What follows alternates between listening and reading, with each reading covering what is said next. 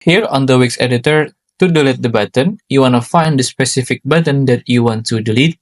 For example, I want to delete on this button, Shop Now. To do it, you want to click on the button a few times until the button element is selected like this. And then after that, on your keyboard, you can just tap on delete key, or again on the specific button, you can just do a right click on it and then hit this delete.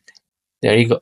And then to temporarily disable it, you want to click again on the specific button. And then after that, on the link icon right here, you can just click on it. And then you want to choose on none. But keep in mind, before you do this, in case you forgot the button function later when you want to make it functional again, you can just take a screenshot of it or take a photo with your phone. And then after that, click on none and then click on done. So here, if I click on preview, as you can see, the button is now unfunctional.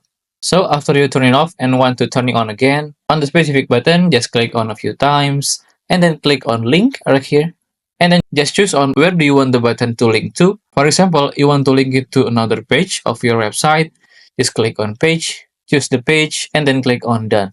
So when I click on preview again, and then click on the shop now button, as you can see, the button is turning on again.